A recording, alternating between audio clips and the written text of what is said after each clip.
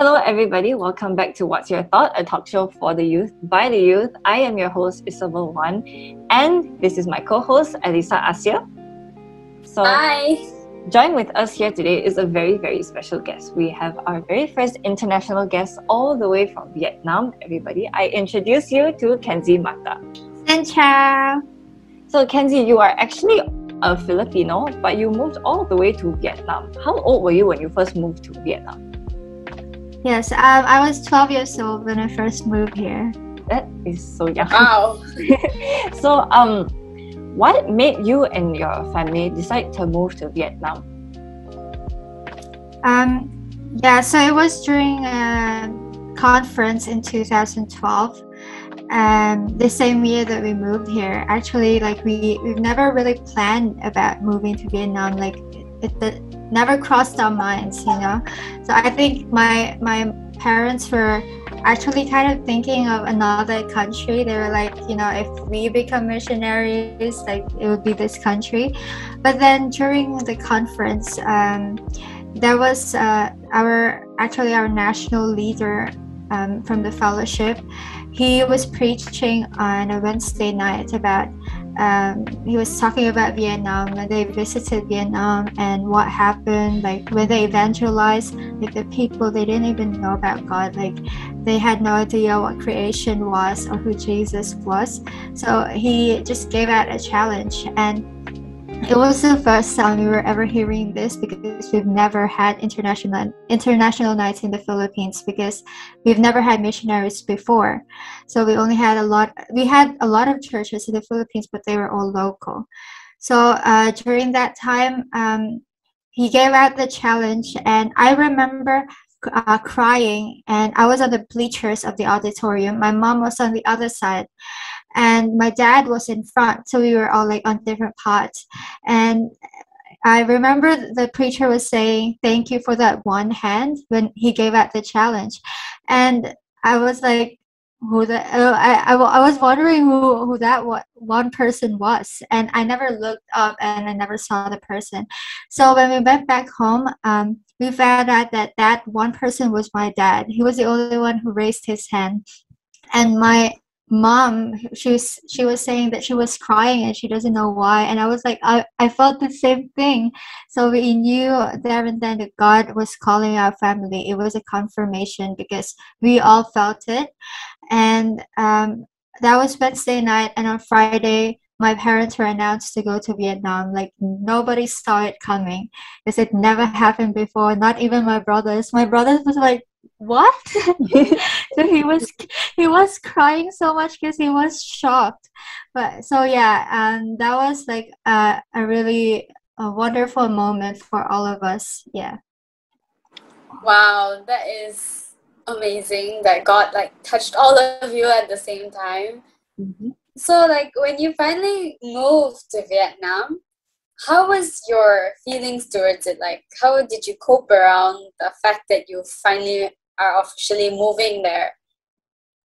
Yeah, so I was excited at first, like the preparations and stuff, like, oh, new country. Like Vietnam was the first country I ever visited. Like the day we moved here, it was the first time I've been to an international place. So I was really excited, but then it didn't really occur to me that we are actually moving to Vietnam, that until like we arrived here. So my brothers weren't here with us. They stayed in the Philippines. I had to leave my brothers, my friends, and you know the people I'm familiar with, and start a new life with my parents here. And yeah, so that was a bit tough because I'm such a people person. I really love company. So yeah, it was a bit hard to adjust at first. Like moving there, right? I was just thinking about it. What were like the struggles, especially with the language barrier? Like how did you guys communicate with them, since you know you don't speak Vietnamese? So how did you like try your best to communicate? Yeah. So at first there was a big culture shock when we arrived here. I remember when we were in the taxi, when we arrived from the airport, we were in the taxi going to the hotel. I was looking around and I was like, Mom, I can't breathe. And my mom was like, "Oh, it's because you don't understand anything." I just felt so overwhelmed that I felt like difficulty breathing. So, because like the words, they were like, the English alphabet, but then I don't understand anything at all. And so, yeah, at first I felt that like the language barrier from the start. But then the good thing is Vietnamese really like to learn English, and through that, they really want to talk to foreigners. So we had the chance to like communicate with them through that, and they're actually like they really like talking to us. So which is a good thing. It's actually really, really interesting to hear that they are so interested in learning and eager in learning English. Like I know here in school, we don't we don't want to like listen not listen, we don't want to learn English. Like we complain so much when we get like English homework essays to do, but then people in Vietnam, they're so eager to learn English. Yeah. So now we have, they always like to speak in their own languages most of the time. So it's amazing to know that a country is really determined to learn, like a whole country is determined to learn English. It's like mind-blowing. So we've actually heard a lot of interesting things about how you and your family decided to move to Vietnam. So now before we get to know more about your life in Vietnam, we actually have a segment called What the Fact by Emily. So let us find out what is the fact for today. My name is Emily. So for today's What the Fact, did you know that the longest verse in the Bible is Revelation chapter 20 verse 4? In the NLT version in the New Living Translation Bible, it records to 74 words. 74 words in one verse is a lot. So it says, "Then I saw thrones, and the people sitting on them had been given the authority to judge. And I saw the souls of those who had been beheaded for their testimony about Jesus and for proclaiming the word of God. They had not worshipped the beast or his statue, nor received his mark on their foreheads or their hands. They all came to life again, and they reigned with Christ for 1,000 years." In this verse, John speaks about a specific group of Christians, which is the martyred Christians during the Great Tribulation. And did you know that his mark here in this verse speaks about the number of the beast, which is the devil's number? So according to Revelation chapter 13 verse 18, it says, "Wisdom is needed here. Let the one with understanding solve the meaning of the number of the beast, for it is the number of a man. His number is 666. That's all I got for you for What the Fact, and I hope you enjoy What's Your Thought. So that was a very, very interesting fact. Thank you very much, Emily. So now we have covered what it was like for you moving to Vietnam, getting Vietnam, and how eager people in Vietnam how eager they are to learn English. So Still very yes, it's same. But what was so now we know that you've lived in Vietnam for quite a long time now. You were there when you were 12, and now you are an adult. You're an adult.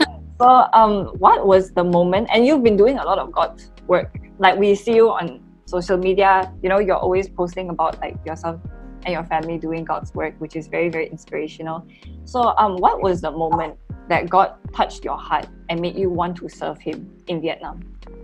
like give it all. Yes.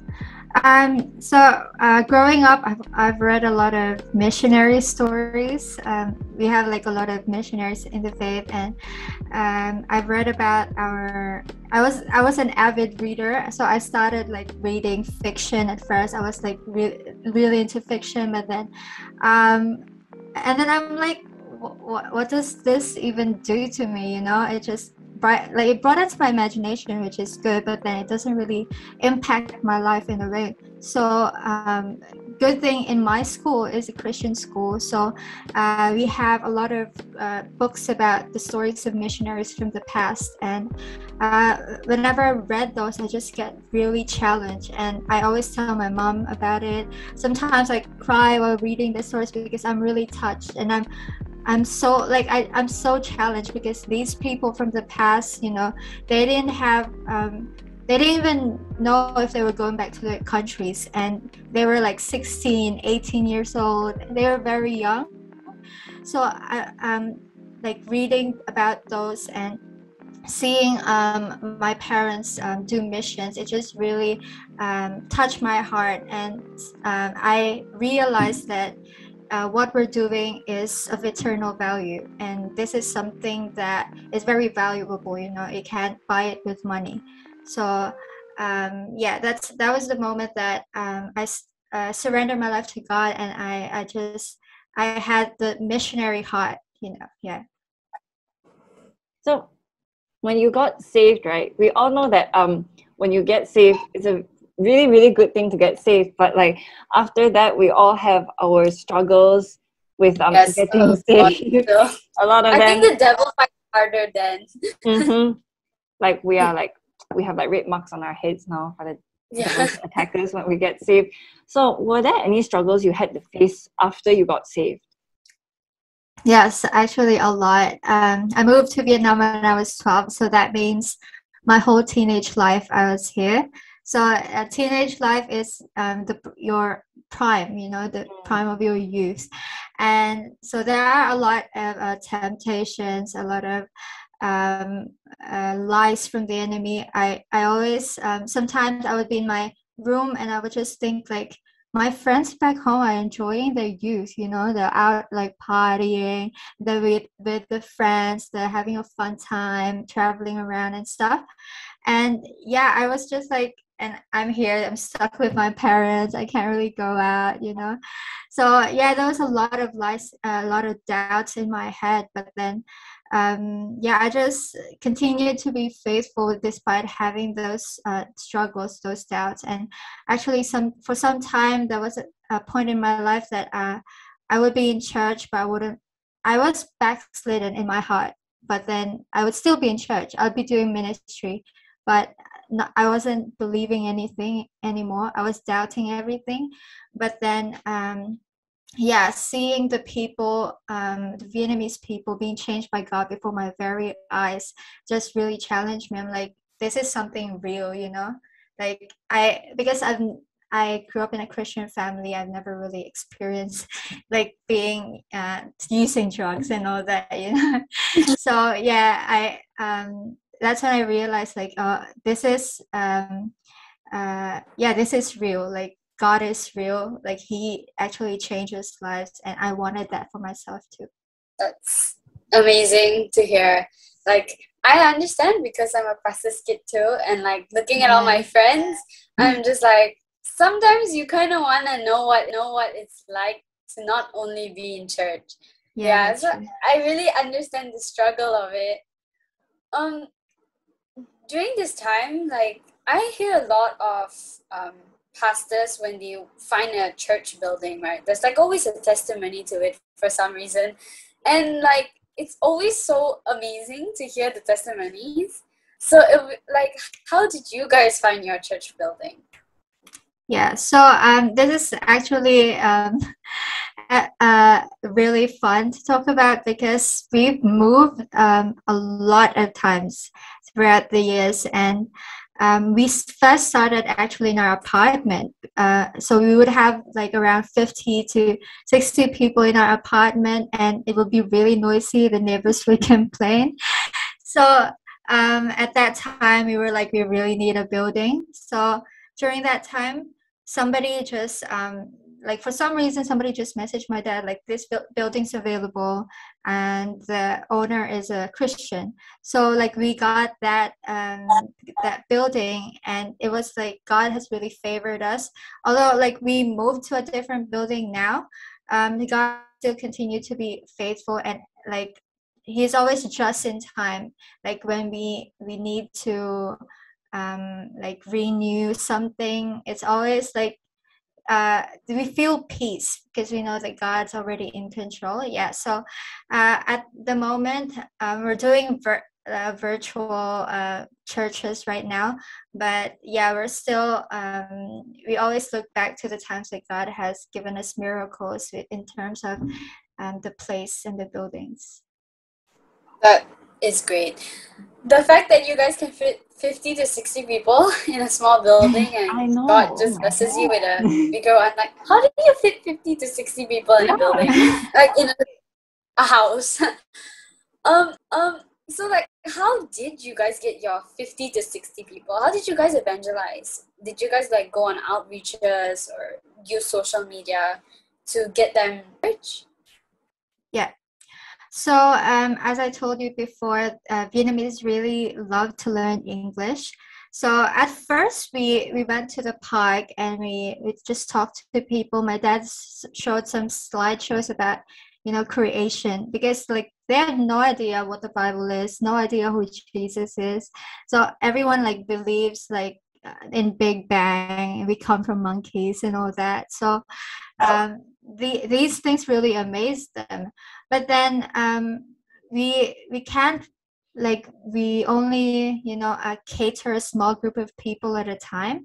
So we were praying like, God, what do you want us to do, since we can't do public outreaches here? It's like, it's not allowed, and we can't give flyers as well.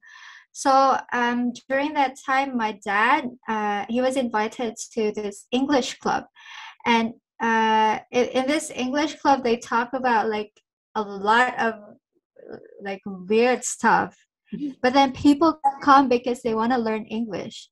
So, and my dad was like, if people come to talk about like this weird stuff just to learn English, then why not make our own English where we can tell them about the truth about the Bible?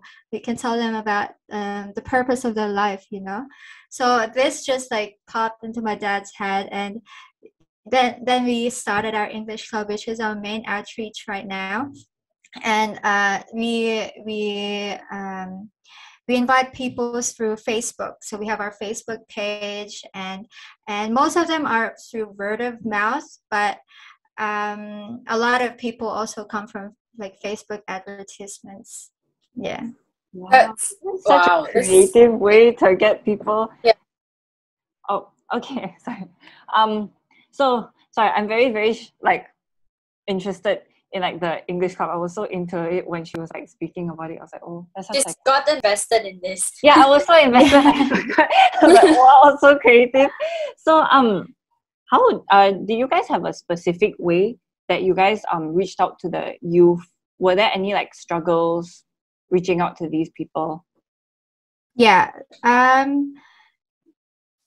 Not really. Actually, like the youth, the young people were the most interested, because they were the ones who wanted to, you know, study and go abroad to work. So a lot of our disciples actually in the church, before they had plans to go to America, to Japan and all that, you know, they wanted to learn English because they wanted to work somewhere and earn money.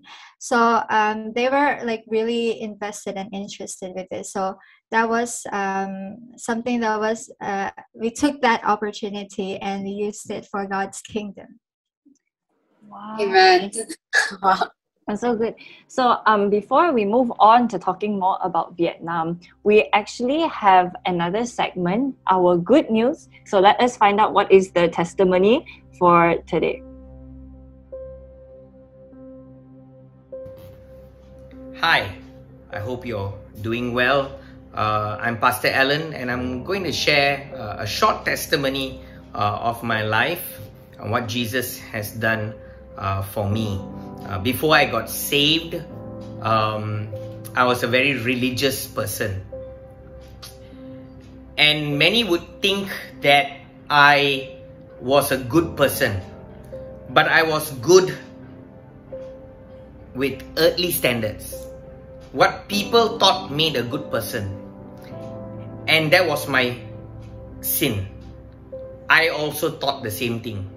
I thought if I went to church and if I helped the poor and I prayed every day and I went to church as much as I could go to church and I was in church all the time and I did these things, then that would make me righteous and allow me to enter the kingdom of heaven.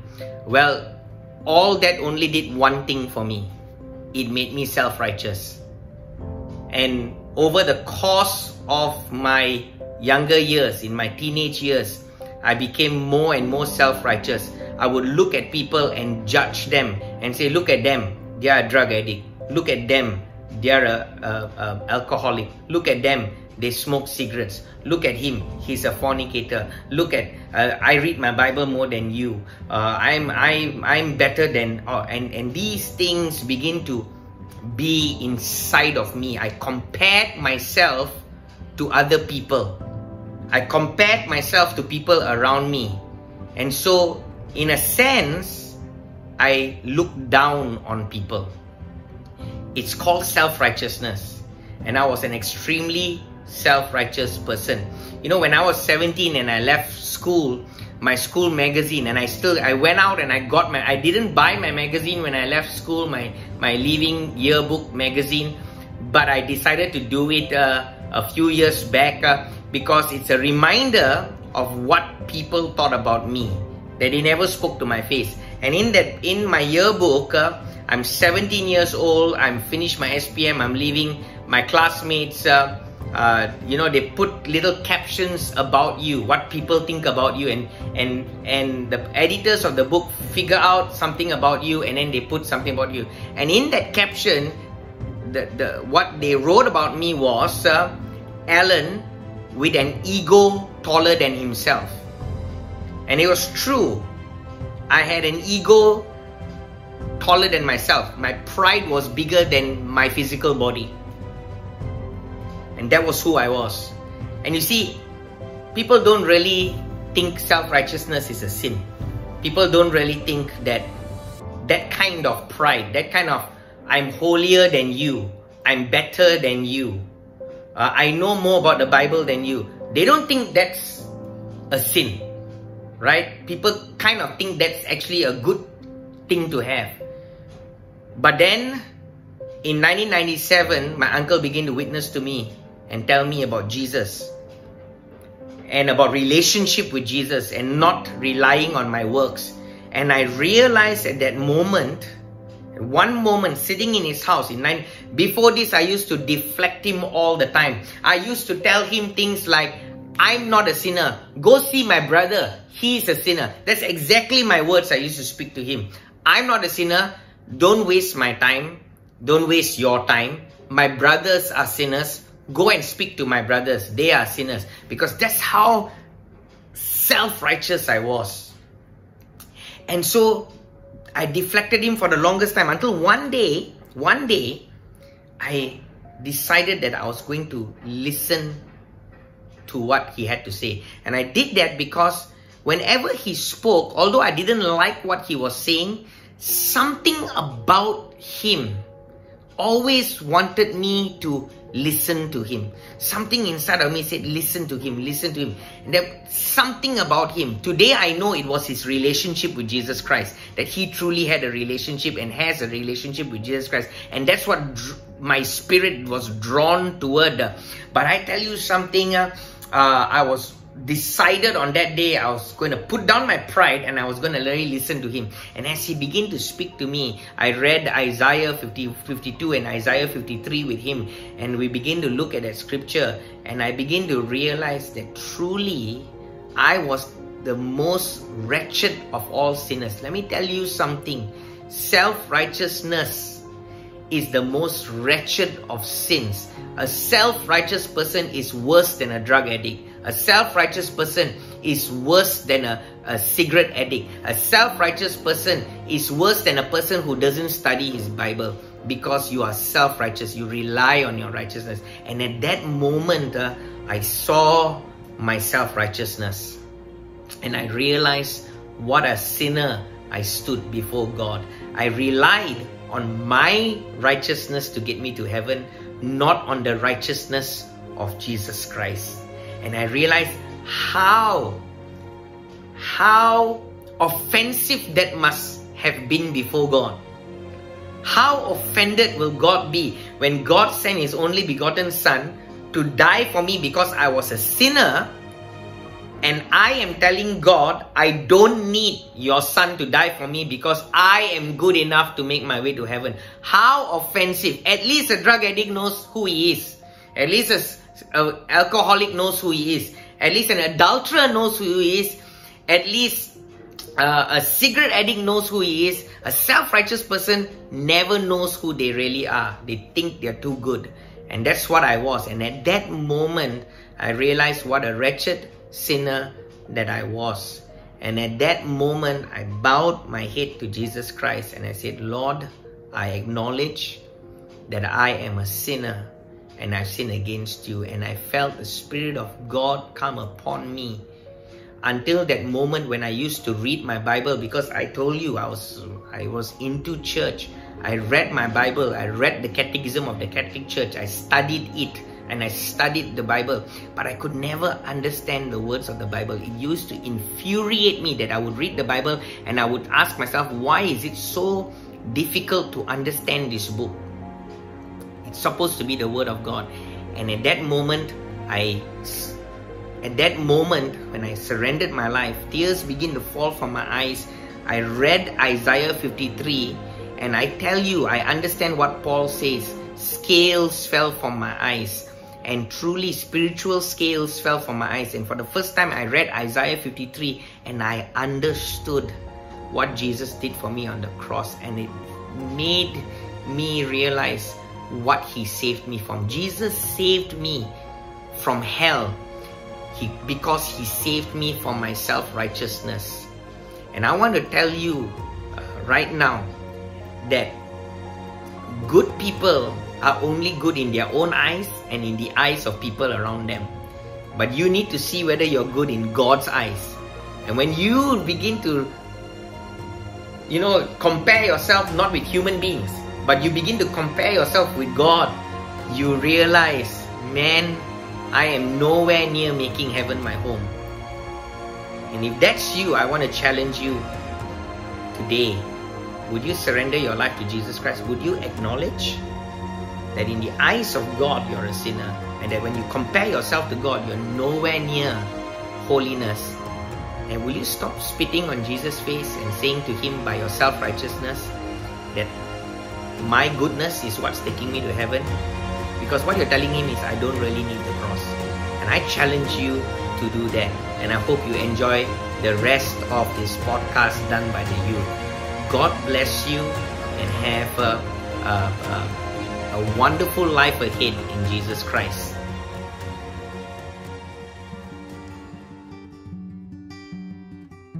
That was such a fantastic testimony. It is very great to hear how God is moving. And speaking about how God is moving, Kenzi, you have been in Vietnam for quite a long time. How long have you been in Vietnam? Yeah, I've just passed my 9th year here in Vietnam on August 14th. So yeah, we moved here 9 years ago. So compared to how Vietnam was like when you first moved to Vietnam at the age of 12, and for these past 9 years, how have you seen God moved in Vietnam? Yeah, actually, Vietnam has changed a lot. When we first moved here, there was so much fear, so many, scares from other missionaries. They were it's really not safe. You have to be very careful and all that. But then in the recent years, we've seen Vietnam starting to really open up and opening up to the gospel. And God has done a lot of great things, especially in my church. We've seen a lot of people being amazingly changed by God, from being atheists, drunkards, and people with no hope. And actually some of them they had big dreams, but then when they found God, they just gave that dream up and started to live for God, which was really amazing for me to see. That's amazing to see that God is really moving there in Vietnam. How your family has moved back recently to the Philippines again, but I realized that you're the only one who decided to stay back in Vietnam. Yeah, because I always see your social media. So what made you decide to stay back? Yeah, so I decided to stay in Vietnam, like like I didn't really plan on it. Like the first plan was I was going back with my parents like more than a year ago, but then I got a job, which is like a really good job, and I really loved doing it. So I decided to stay back here and with my brother. But then my brother got married, so he went back last December, and so like I'm officially like living alone. For my whole family's back in the Philippines right now, and I just feel like God has really sustained me and blessed me. Like if it's not, I've always prayed that if it's not His will, He will, let me know. But then so far, God has really blessed me despite the pandemic, and He has provided for my resident card, which I just received. And so the resident card is gonna be for the next 3 years. So which is a great blessing. I never really imagined to get one. And yeah, so I just feel like I'm able to do more when I'm here. I'm able to function more in ministry and also in my personal life when I'm here. That is wonderful. We actually have seen, well, you may be a familiar face to some of our viewers because we have actually asked you on here before to give a testimony for our good news. And two things that really stood out to me was, well, the main thing that stood out to me about your testimony was you really gave up a lot of your youth for Christ. And in your testimony, you said like, oh, when you moved to Vietnam, you were supposed to have fun with your friends. And like you said, our youth is our peak. So you spoke a lot about your youth and you really gave your youth for Christ. And we actually have had an episode on this talk show about youth for Christ. And we actually have someone here with us today who gave their youth for Christ. So I wanted to ask you, was it worth it giving your youth to Him? Yes, I get this question a lot since, as I've said before, I moved here when I was 12, so like my whole teenage life was here doing ministry and being a missionary. I've actually, at first it was like really tough because, thinking about my friends from back home, like as I've said before, I've had a lot of doubts. But then right now I'm 21 and I look back and see that like all those things that I've envied from my friends, they were nothing. I didn't really miss out on anything. In fact, they missed out on what God is doing here in Vietnam, which I'm really so privileged to see. But I never realized that until 2018, I joined a boot camp in San Antonio in Pastor Richard Ruby's church, and they asked me to share my testimony. And so with that, there were 200 something teenagers, and I had the privilege to share my testimony in front of all those people. And after that, a lot of these youth just came to me. They were like, I'm so blessed with your life, with your testimony, what God is doing in Vietnam. I want to be a missionary too. And I'm like, oh wow, like I never expected to have that impact, because I was like, I didn't do a lot of bad things in life. Like I didn't do drugs, I wasn't an alcoholic, I didn't smoke. I thought I don't have a good testimony. But then that's when I realized that once you live for God, that is already a testimony in itself. And when people see that, they're inspired, especially young people. And that's when I was like, I'm doing something great. And I'm really just honored and privileged to be given this opportunity. That is amazing to hear. I really understand where you're coming from with the struggle of wanting to be out there, as many of us. And I'm really happy to hear that like someone really gave it all up for Christ, and that is tremendous. That is amazing. It's very inspirational indeed. Yeah. So we have heard a lot, and it's so great to hear about how God is moving in Vietnam. And before we end, because we are already towards the end, do you have any last messages for anyone who's watching the talk show right now? Yes, I have two verses that I have a lot of favorite verses, but two verses that I've always hold on to as a young person is Proverbs 4:23, which is to guard your heart above all things, because out of this are the issues of life. So whatever is in your heart, it relates to how you live. And once we let our guard down, the devil has a lot of he's always like just watching us. Once we let our guard down, he's ready to attack. And especially now in this pandemic, we're all in lockdown. There's a lot of temptations when you're idle, when you're alone. So just stay faithful and just guard your heart and keep God above all else. And yeah, so that's Matthew 6:33, to seek God, and all these things shall be added unto you. I know we have a lot of desires, we have a lot of aspirations in life, a lot of things we want to achieve, but then if you put God first, in the end you will see that it will all work and for good, because that's what I have experienced in my life. So yeah, that's what I can say to whoever is watching right now.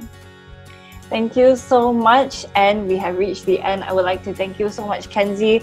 It is very exciting for the both of us because it's our second talk show we are doing together, and our second guest got to be, we got to host the very first, a talk show with the very first guest from overseas. So we're like, oh, yes.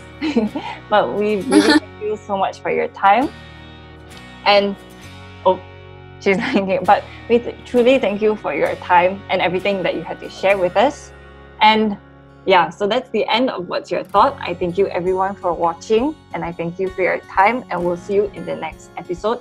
Do keep in mind that we have services on Sunday morning at 10:30, and we also have services on Sunday at 7 p.m. and on Wednesday at 8 p.m. We thank you for your time, and we'll see you in the next episode.